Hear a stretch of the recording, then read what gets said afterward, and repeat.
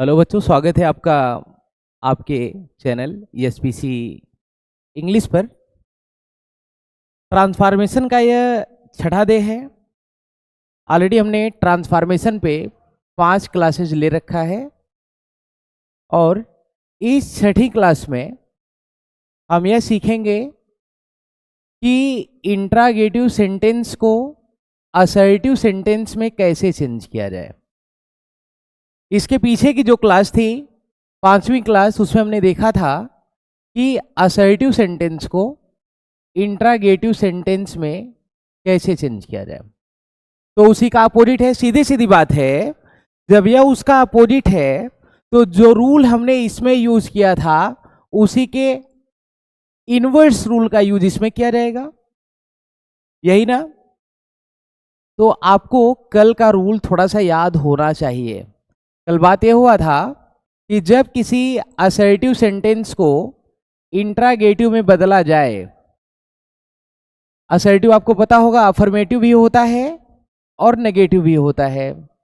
जब असर्टिव को इंट्रागेटिव में बदला जाए, नाट न होने पर इसमें नाट लगा दिया जाता था और नाट होने पर नाट हटा दिया जाता था। तो अब जब इंट्रागेटिव को उसमें चेंज किया जाएगा तो यही एक रूल यूज होगा। बस में स्ट्रक्चर याद रखना पड़ेगा। चलिए स्टार्ट करें। टॉपिक है changing interrogative sentences into assertive. Interrogative sentences को, यानी कि ऐसा सेंटेंस जो क्वेश्चन पूछता है, इस प्रकार के वाक्यों को असर्टिव सेंटेंस में चेंज करना है। किस में चेंज करना है? असर्टिव में।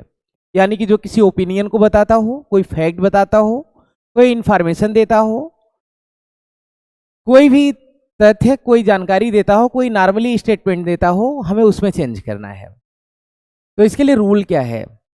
We generally reverse the rules used for changing an assertive sentence. जो हमने असर्टिव में पढ़ा हुआ था उसी का रिवर्स रूल इसमें यूज करेंगे। एग्जाम्पल देखिएगा। Can I ever win the first prize? Assertive sentence का जो स्ट्रक्चर होता है, इसकी स्टार्टिंग सब्जेक्ट से होगा, helping verb, main verb, object, other word, at last full stop. ये इसका स्ट्रक्चर होता है। तो यानी कि जब भी शुरुआत करेंगे तो सब्जेक्ट लिखना पड़ेगा। कैन, कल हमने देखा था नेवर को एवर में चेंज किया गया था। तो जब हम इंट्रागेटिव से असर्टिव बना रहे हैं तो एवर हमारा किस में चेंज हो जाएगा? नेवर में। तो यहाँ पे जो एवर था वो नेवर में चेंज हो गया। आगे उसी प्रकार से क्वेश्चन मार्क हटा के फुल स्टॉप किया गया। दूसरा देख लें। Is love not blind? Subject, helping verb, not था तो नॉट हट गया, फुल स्टॉप लग गया। इसमें भी देख लें। डिड, हेल्पिंग वर्ब है, पास्ट इंडेफिनिट, सब्जेक्ट हुआ, वर्ब का कौन सा form? Second form, past indefinite में। नॉट था तो नॉट हटा दिया गया, क्वेश्चन मार्क हटा के फुल स्टॉप लगा दिया गया है। एवरीबडी, नेक्स्ट है would like to be rich, would not like to be rich. कौन अमीर बनना नहीं चाहेगा? तो कल हमने देखा था कि अगर एवरीबडी आया हो तो हमने इसको हु में चेंज किया था। तो अब हु आएगा तो किस में चेंज किया जाएगा? एवरीबडी में। सिंपल सी बात है, यहाँ हु एवरीबडी में हो गया। When can the patriot dies? Subject हमने लिखा पैट्रियार्ट, हेल्पिंग वर्ब कैन। तो व्हेन चेंज हुआ नेवर में। कल लास्ट में एक रूल चला था कि कुछ ऐसे असर्टिव सेंटेंसेस होते हैं जिनके मीनिंग के अकॉर्डिंग हम हेल्पिंग वर्ब से नहीं स्टार्ट करके हम क्वेश्चन वर्ड रख दें, जैसे व्हेन रख दें, व्हाट रख दें, वाई रख दें। तो इस प्रकार के क्वेश्चन वर्ड को रखने से इनका सेंस क्लियर होता है। ओके, अब चलिए इसका एक्सरसाइज करते हैं। इतनी सी बात याद रखना है, जब इंट्रागेटिव से असर्टिव बनाना पड़ेगा तो हमें इसी स्ट्रक्चर को फॉलो करना पड़ेगा।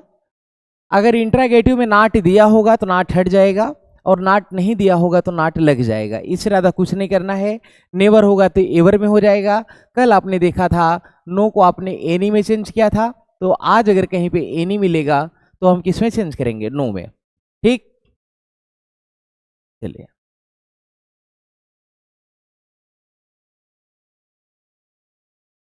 एक्सरसाइज।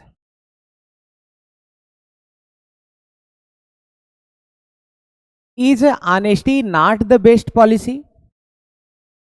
इसको आपको चेंज करना है असर्टिव में। अभी अभी मैंने बताया असर्टिव के लिए आप स्ट्रक्चर याद रखेंगे। सबसे पहले सब्जेक्ट, फिर हेल्पिंग वर्ब, फिर मेन वर्ब, फिर ऑब्जेक्ट, फिर अगर और वर्ड्स बचेंगे तो हम उन्हें लिखेंगे और एट लास्ट फुल स्टॉप लगाएंगे। इसी स्ट्रक्चर को फॉलो करना है। चलिए, इसमें सब्जेक्ट क्या है? ऑनेस्टी। इसके बाद हमें क्या लगाना है? Helping verb. हेल्पिंग वर्ब क्या है? इज। अब बताइए, नाट है तो नाट हटा दिया जाएगा, आगे जो भी है उसी प्रकार से लिख दिया जाएगा। Honesty is the best policy. कोई डाउट इसमें? क्वेश्चन मार्क हटेगा, फुल स्टॉप लगेगा।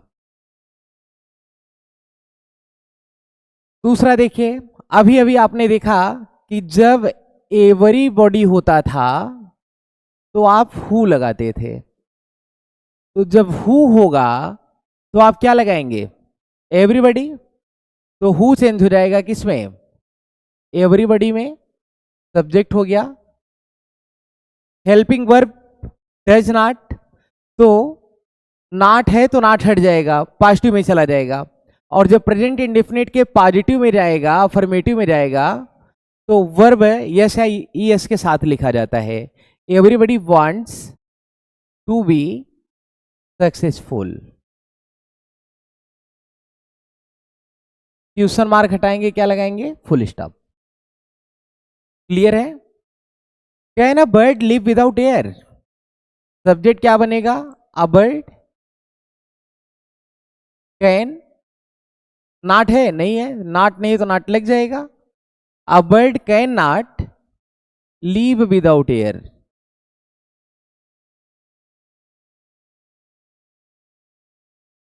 क्वेश्चन मार्क हटाएंगे, क्या लगाएंगे? Full stop.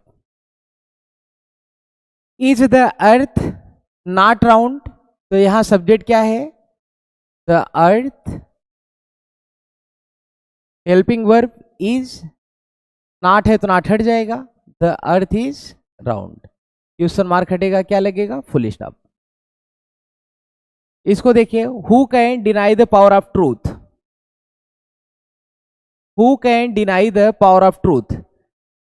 पांचवा दूसरे के जैसा है। चलिए इसको करिए। इसको दो तरीके से किया जा सकता है ना। पहले तो हु को चेंज कर दीजिए आप, एवरीबॉडी। ठीक। कैन, नॉट नहीं तो नॉट लगा दीजिए। Everybody can not deny the power of truth. कोई भी ट्रूथ के पावर को डिनाई नहीं कर सकता है। अब अगर हम everybody can not denied the power की जगह पे लिख दें,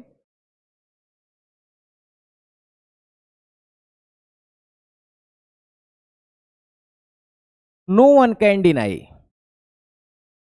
no one can deny the power of truth. कोई भी ट्रूथ के पावर को डिनाई नहीं कर सकता। यहां पे अर्थ क्लियर है। एवरीवन के जगह पे हमने नो वन लिख दिया और इधर नेगेटिव टर्म हटा दिए, नॉट को रिमूव कर दिया गया। Can anyone escape death? कल आपने देखा था नो किससे बदलेगा? एनी में। तो आज एनी किससे बदलेगा? नो में। Can anyone escape death? तो आप सब्जेक्ट चूज करिए, एनीवन। एनी बदल जाएगा नो, और आगे वन लगा है, no one can escape death. Question mark. Is it not our duty to help the needy? क्या हमारी ड्यूटी नहीं है नीडी का हेल्प करना, जरूरतमंद लोगों का मदद करना? क्या यह हमारा कर्तव्य नहीं है? तो क्या करेंगे? सब्जेक्ट क्या होगा? इट। फिर आगे हेल्पिंग वर्ब क्या लगाएंगे? इज। बताइए, नॉट है तो नाट रहेगा कि नाट हटा दिया जाएगा? जी, नाट है तो नाट हटा दिया जाएगा। इट इज, आगे जो भी है, our duty to help the needy. जो जरूरतमंद लोग हैं, जिनको जरूरत की आवश्यकता है, उनका मदद करना हमारा ड्यूटी है, हमारा कर्तव्य है। Who does not love freedom, कौन फ्रीडम पसंद नहीं करेगा, करता है? तो आप बताइए, हु किसे बदल जाएगा? एवरीबडी में। एवरीबडी डज नॉट हट जाएगा, लव को आप कर दीजिए लव्स में। Everybody loves freedom, everybody loves freedom, हर कोई फ्रीडम पसंद करता है। क्वेश्चन मार्क हटाएंगे, इसके जगह पर फुल स्टॉप लगाएंगे। Can a fish leave on a land, क्या एक फिश लैंड पर रह सकती है? आप सब्जेक्ट चूज करिए, अ फिश, ठीक। हेल्पिंग वर्ब क्या है? कैन। इसके बाद क्या लगाएंगे? नॉट। नॉट नहीं तो नॉट लगेगा। आगे लीव ऑन लैंड, यानी कि कोई भी मछली धरती पर नहीं रह सकती है। इसको देखें और इसको समझें। देखें, इसमें कोई दिक्कत हुआ? सब कुछ क्लियर है? कोई परेशानी? कोई परेशानी नहीं होना चाहिए। चलिए ठीक, इतना क्लियर हो गया ना? 10 नंबर आप करेंगे, करके बताइए। 1 मिनट का समय देते हैं हम। हाँ, थोड़ा जल्दी।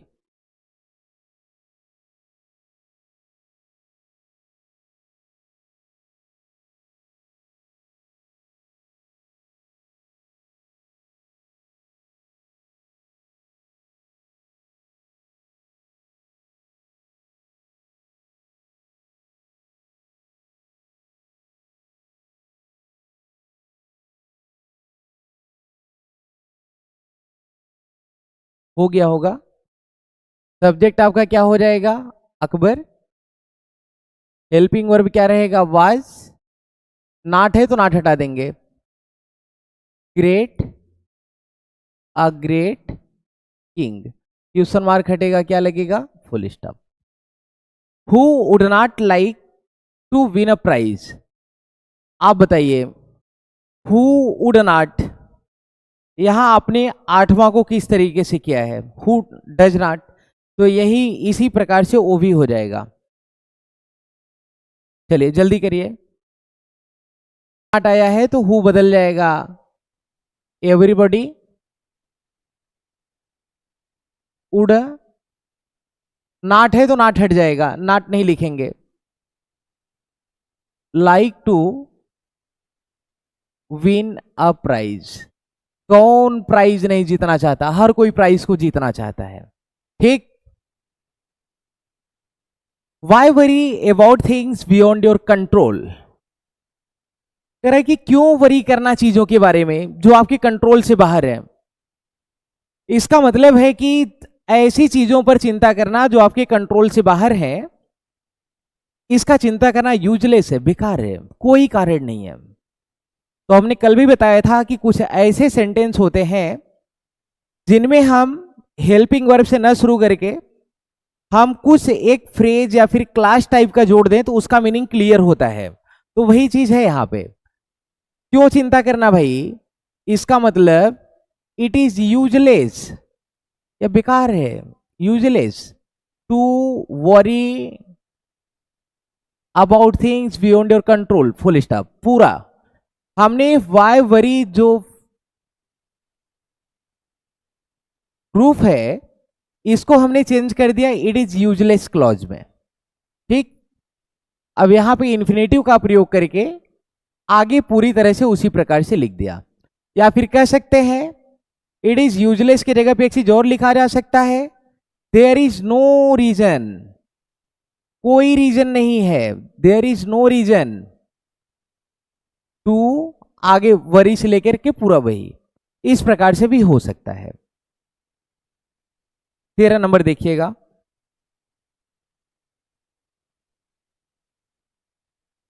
Is hard work not the key to success. Subject आपका क्या हो जाएगा? Hard work. सब्जेक्ट क्या बनाएंगे? Hard work. Helping verb is, not है तो नॉट हट जाएगा। आगे जो भी है की टू सक्सेस हम उसको उसी प्रकार से लिख देंगे, क्वेश्चन मार्क हटा के फुल स्टॉप का प्रयोग करेंगे। ओके, 14 नंबर देखिएगा, सब्जेक्ट इसमें क्या होगा? There. Helping verb is, no किसमें चेंज होगा? नो किसमें चेंज होगा? नो एनी में चेंज होगा। Good. There is no reason, there is no teacher, कोई टीचर नहीं है। Better than experience, full stop लग जाएगा क्वेश्चन मार्क के प्लेस पे। Who can stop the rising sun? Who can stop? No one can stop. Who can को आप बदल दीजिए, no one can stop the rising sun. उगते हुए सूर्य को कौन रोक सकता है? कोई नहीं रोक सकता है भाई, नो वन कैन स्टॉप। अब या फिर आप इसको कर सकते हो, everybody can not stop the rising sun, तो वहां ऐसा लगेगा कि हर कोई नहीं रोक सकता, कोई भी नहीं रोक सकता, तो आप डायरेक्ट इसको करिए नो वन। एक चीज आप ध्यान देंगे यार, जब हु के साथ, किसके साथ? हु के साथ नेगेटिव आ जाए तब आप इसको एवरीबडी में चेंज कर दीजिए। इसमें चेंज कर दीजिए, एवरीबडी में। और जब हु के साथ पॉजिटिव आ जाए तो आप इसको किसमें चेंज कर दीजिए? नोबडी या फिर नो वन में। नो वन या फिर नोबडी में, दो में से आप किसी एक में कर सकते हैं। ठीक, चलिए। No one can stop the rising sun. Is not health better than wealth? Subject क्या बनेगा इसमें? हेल्थ। इज, नॉट हट जाएगा, नॉट होगा तो नॉट हट जाएगा। बेटर देन वेल्थ, यानी कि जो हेल्थ है वो वेल्थ से ज्यादा अच्छा है। ठीक। Why waste your energy on idle gossip? Idle gossip पे एनर्जी क्यों वेस्ट करना? यानी कि अगर हम बेकार की बकवास पे ऊर्जा को व्यय कर रहे हैं तो यह तो भाई मूर्खतापूर्ण भरी बात है, यह बहुत फुलिशली है। It is extremely foolish, it is extremely foolish to waste, अब योर एनर्जी से लेकर के पूरा आइडल गॉसिप तक, क्या इसको हम और कुछ कर सकते हैं? इट इज एक्सट्रीमली फुलिश की जगह पे और कुछ लिखा जा सकता है? जरूर। There is no mean, there is no mean, there is no reason, कोई अर्थ नहीं है, कोई रीजन।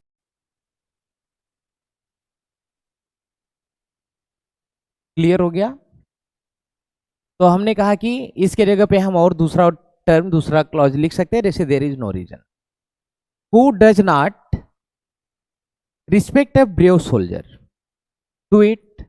आप इसे स्वयं करेंगे या आपका एज ए क्विज है, और इसको करने के बाद कमेंट बॉक्स में शेयर करेंगे। धन्यवाद कि आपने पूरे क्लास को वॉच किया और अच्छे से समझा होगा आपने। और अगर यह वीडियो आपको पसंद आई हो तो आप अपने जैसे अन्य लोगों को जिनको इसकी ज़रूरत है आप उनको भेजें। आपको पता होना चाहिए कि यह जो सीरीज चल रही है ट्रांसफॉर्मेशन की, यह सभी कॉम्पिटिटिव एग्जाम के साथ साथ बोर्ड के एग्जाम को भी नज़र में रखते हुए चलाया जा रहा है। स्पेशली यह कक्षा 12 के यूपी बोर्ड में 2 नंबर के एग्जाम, 2 नंबर के क्वेश्चन पूछे जाते हैं और श्योर ही आते हैं, कोई दो राय नहीं इसमें। चलिए, धन्यवाद।